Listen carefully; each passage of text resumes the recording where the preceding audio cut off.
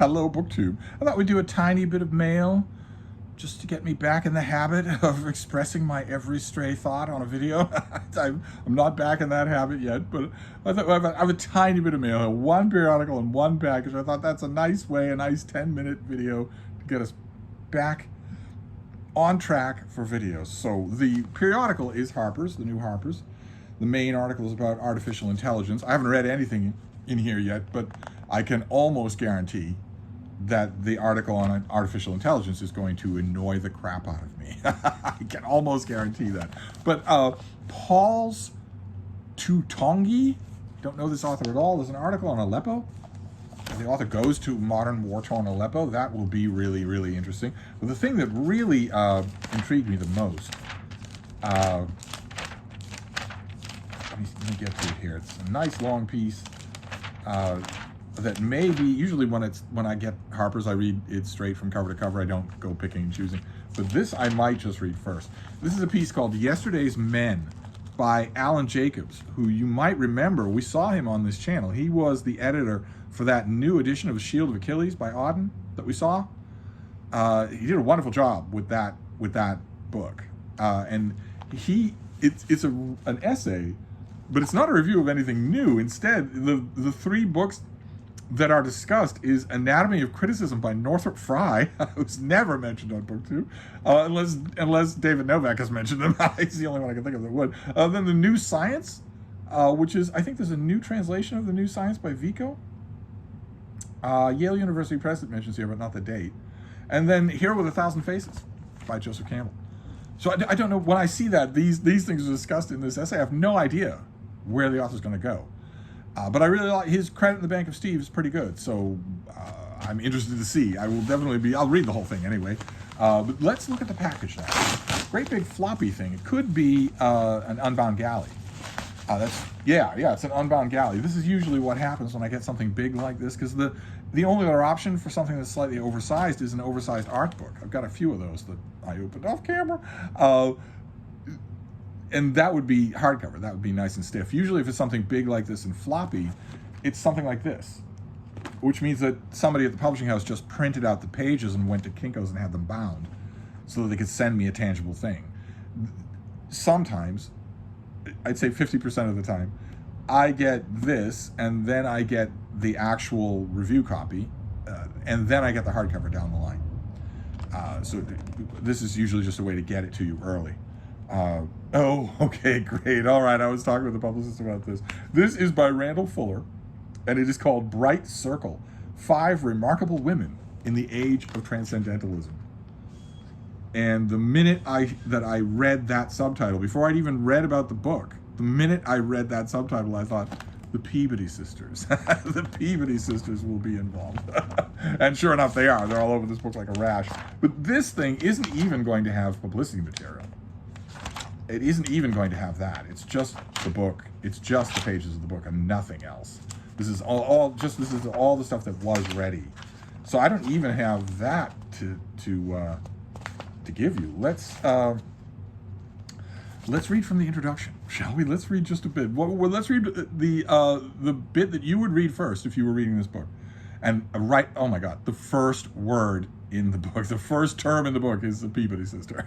Wow, I didn't have to wait long. Elizabeth Palmer Peabody needed to earn a living. She had already devoted the better part of her 36 years to this task, writing histories, translating philosophical works from French and German, teaching in private academies from Massachusetts to Maine. Unfortunately, her career as a teacher was now officially over, the casualty of a scandal involving the transcendentalist Bronson Alcott's experimental school in Boston. Elizabeth had served for more than a year as an assistant teacher at the Temple School, chronicling Alcott's unusual teaching methods in a book she called The Record of a School. But when Alcott borrowed her transcriptions for a second book that included references to human sexuality and circumcision, the work was deemed in such poor taste that one aggrieved lawyer purchased 750 copies to use as toilet paper. Elizabeth resigned her position at the Temple School before the offending book was published, but it was too late. Her reputation as a teacher was tainted by the association with Alcott. That part of her life was finished. That, ladies and gentlemen, is how you write an opening paragraph of a book. That is how you do it. Let's read the next paragraph, just because that's the exact reaction I had and the exact reaction you had. Admit it. Even if you don't read nonfiction, you had that reaction. In the wake of this disaster, she hit upon the idea of opening a bookshop. She imagined a cozy, welcoming space where Boston intellectuals could gather and purchase hard-to-find books of philosophy and literature from Europe. Long fascinated by the writers and thinkers who had gathered half a century earlier in the small college town of Germany and fueled the Romantic Revolution that soon changed the direction of English poetry, Elizabeth conceived of a bookstore that would be the first of its kind to sell books that were slow in reaching the young nation. She imagined a commonwealth of knowledge and aspiration, a shared universe located between the hardcovers lining her shelves. Oh my God. Oh my God. The bookshop was located on 13 West Street, a short, narrow paved lane with cobblestones across the street from the noisy livery. And there's a photograph. That is West Street facing Boston Common. Do you know what that building is right there? Do you recognize it? Any of you have been there? That is the Brattle. That is West Street, the way it used to look. Of course, oh, incredible. All right, so this is going to have photographs all throughout. Oh, look at that. These are books from her lending library. Oh, man. All right. Well, this is full of pictures.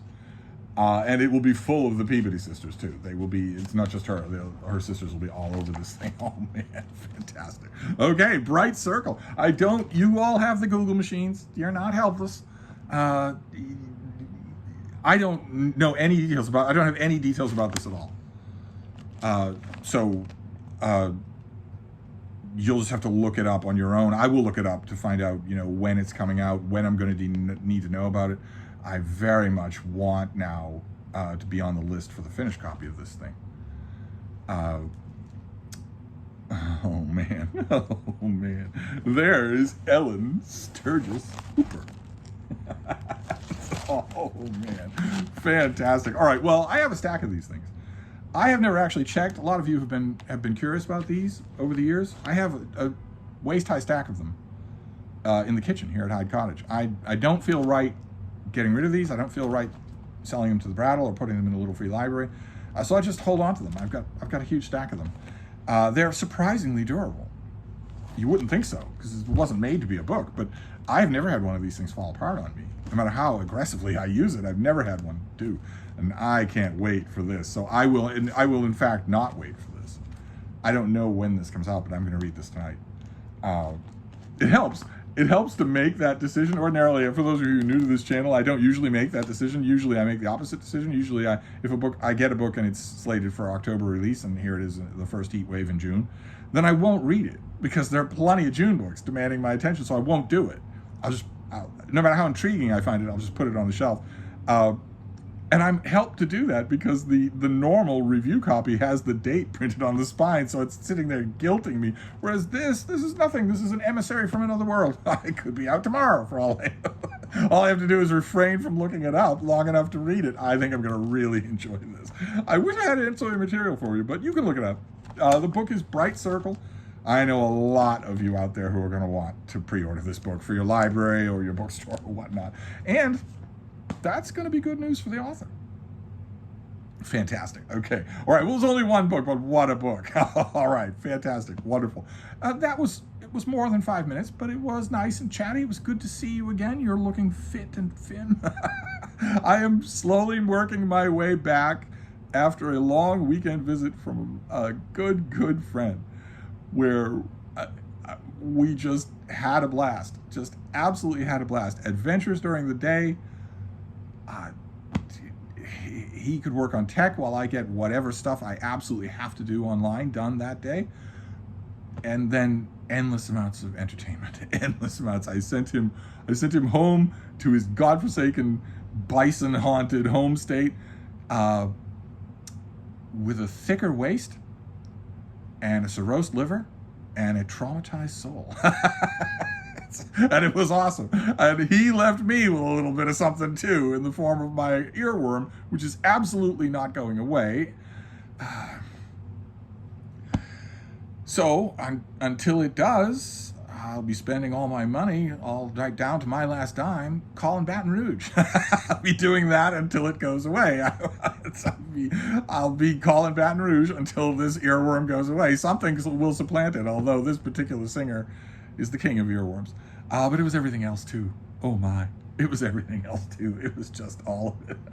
Just every single video clip, I loved it. I had a great time. Wouldn't change it for anything, even though it meant I was neglecting my imaginary booktube friends. But now I've gone back to being a lonely, despised, old shut-in, so we will go back to having our conversations. so this is just a mail haul to tide you over. I really I do not expect a mail haul for the rest of this week. There won't be a mail haul tomorrow because tomorrow, as my mailman informed me, is Juneteenth, and that is now a federal holiday, so there won't be any mail. I think he mentioned that packages might get delivered, but that could not be true. Either way, whether it were a holiday or not, my main concern is it enough of a federal holiday if we're doing these things on a grade? Is it enough of a federal holiday so the usual trash pickup day will be delayed by 1 day? That's what I want to know. So that we don't get some busybody meter maid citing us for putting our trash cans out too early.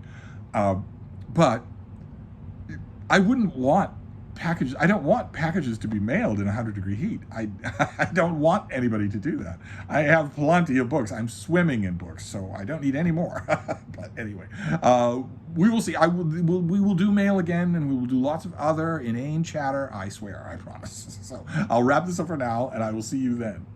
Thank you, BookTube.